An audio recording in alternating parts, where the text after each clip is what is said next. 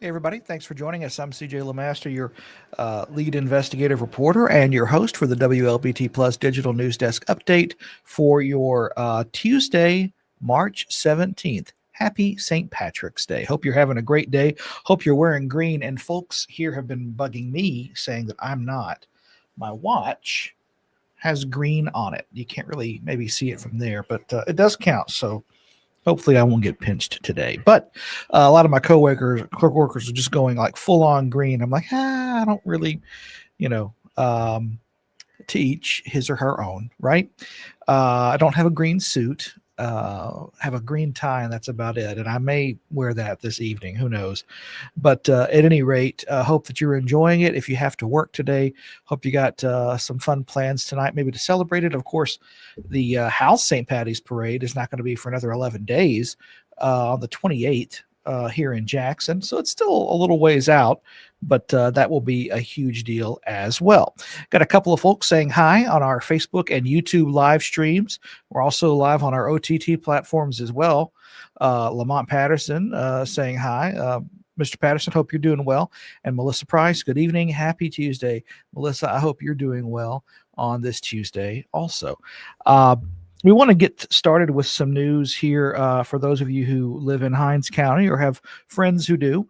I want to let you know about this. First responders in the county are getting a new tool to actually help keep residents safe. County supervisors approved yesterday a measure basically allowing county firefighters to use a high-tech system called Rapid SOS. Now, this works with the existing Eagle Eye network to let 911 dispatchers see live video of the scene around a person who calls for help. Basically, when you dial 911 and give the operator your consent, dispatchers can link your location to any public or participating private cameras within 1,000 feet of that area. The District 1 supervisor, Robert Graham, says this is about more than just catching criminals.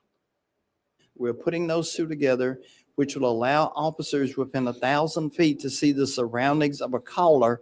And this will be one of the first in the nation that's actually married Eagle Eye Network and Rapid SOS together to be allowed to make sure that officers will have a better understanding as to what they're coming into, what they're going into, or what they're responding to. Now, the county is currently finalizing paperwork and a policy to work with the city of Jackson to use the technology.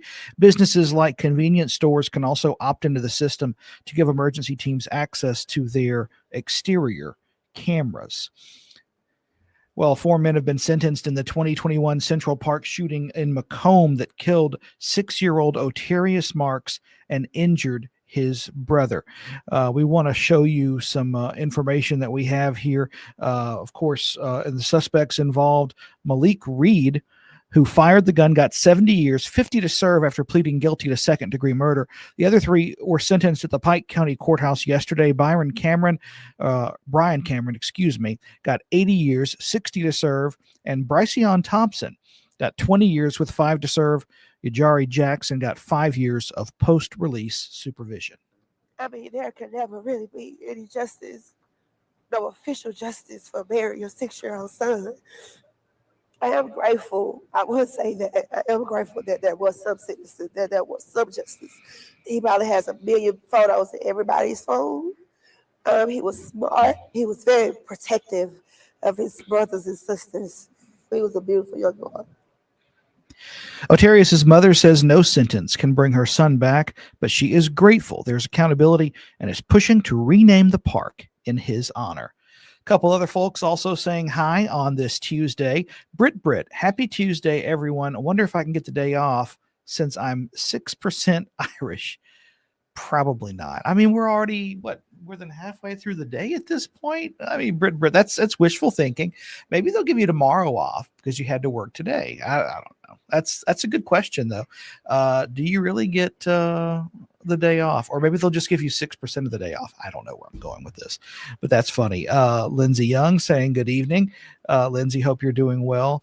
And we've got some other stories we want to get to. Of course, this the only trial in the state's largest public embezzlement scheme involving that welfare scandal is still going on. And of course, today, our Quentin Smith is there now, and they're talking about, at this point, the prosecution has rested, which means that the defense is going to try to see if they can get a directed verdict in the case.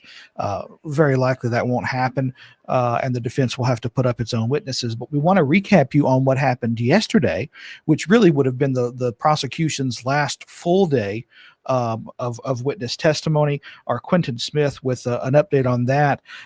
We're hearing about luxury items, vehicles, lavish trips. Prosecutors say that's how Ted DiBiase Jr. spent your hard-earned tax dollars. The 43-year-old former pro wrestler accused of stealing your money meant to help needy families here in Mississippi. Of course, he faces more than a dozen charges in the state's largest embezzlement scandal. This is day 16 of the trial, where yesterday was day 16. The prosecution combed through DiBiase's bank account records, tracing deposits that they say came from welfare funds. Here's 3 on Your Side's Quentin Smith. Prosecutors showed the jury a chart with colorful pictures illustrating and detailing how they believe your tax dollars ended up in the pockets of Ted DiBiase Jr. Here's how they believe the money flowed. They say millions of federal dollars meant for welfare needs were sent to the Department of Human Services. The agency then sent those funds to 2 nonprofits, the Mississippi Community Education Center and the Family Resource Center of North Mississippi. Those organizations were then ordered to send money to Ted DiBiase Jr. Prosecutors say in a 2-year span from June of 2017 to June of 2019, the nonprofits paid DiBiase more than $2.9 million. They accused DiBiase of using that money to buy a $1.4 million home in Madison County. They say he spent $55,000 on a pontoon boat, $34,000 on a tractor, and $40,000 on a truck. Christy Webb was the head of the Family Resource Center of North Mississippi, and Nancy New was in charge of running the Mississippi Community Education Center. Both have pleaded guilty and testified they were directed by John Davis to steer the money to DiBiase. Davis is the former head of the Department of Human Services. He has also pleaded guilty in this welfare scandal. However, the defense continues to push back. They maintain DiBiase did not steal any money. He earned every dollar. They argue the former pro wrestler performed legitimate services with each contract he received, and his contracts never stated how the money was supposed to be spent. Right now, the prosecution is on its final witness. He's expected to wrap up on Tuesday. Once that happens, the prosecution will rest, and then it'll be the defense's turn to begin putting on their case. Reporting outside the federal courthouse, I'm Quentin Smith. Now, while attention is focused on a teacher pay raise, another issue remains unresolved at the state capitol. School choice was a major priority for both the Speaker of the House and the governor at the start of the session. It could return if the governor decides to call a special session. He hasn't ruled that out yet. Lawmakers in both chambers note, though, that it could face a tough path depending on the specifics that Governor Tate Reeves includes in the special session call. I can say that where we sit right now, it would probably be a long special session just because of where the votes are. I don't see there being an avenue to get the votes for it.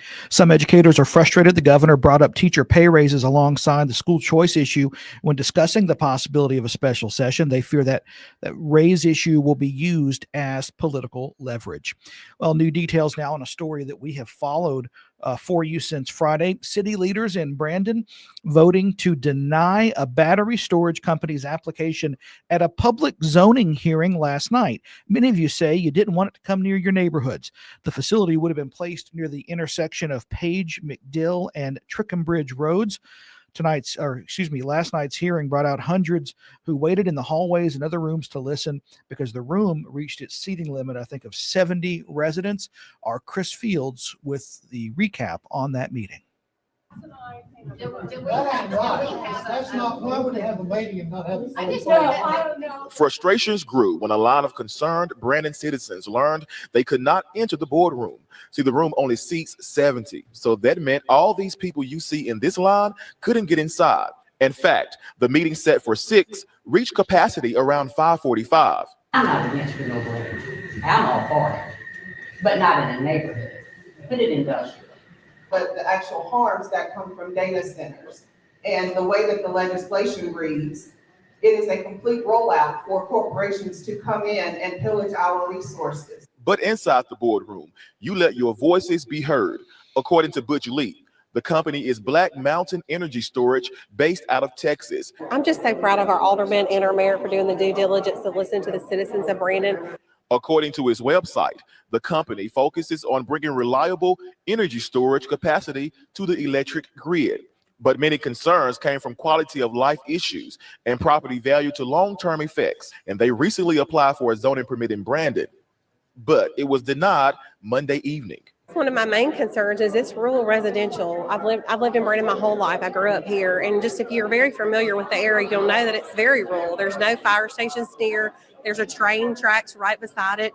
And you're bringing in something with a lot of unknowns. Who's going to clean up if there is a fire? Who's going to take care of it in the long term? Now, many of your questions still went unanswered Monday night as well. That's all because the company's representative was not present. City leaders announced later in the meeting that she had a flight delay. And again, that was our Chris Fields reporting. Of course, we will have to wait and see if this issue comes up again in terms of other sites within the city, and we will continue to follow that. Minnie White Dennis saying good evening. Hope you're doing well, Minnie. And we had a lot of people kind of saying hi on this Tuesday, this St. Patrick's Day. So thank you for that. That's all the time we have for this edition of the WLBT Plus Digital News Desk Update. At 2:30 p.m., our First Alert weather team will be in here to kind of let you know what the rest of your work week is going to shape up to be, and of course the weekend. And our early evening newscasts start at 4 p.m. on air and online. For everyone here at WLBT News, I'm CJ LeMaster, your lead investigative reporter and your host for the WLBT Plus Digital News Desk Update every weekday at 1 p.m. Thank you so much for watching. Have a wonderful rest of your day, and happy St. Patrick's Day.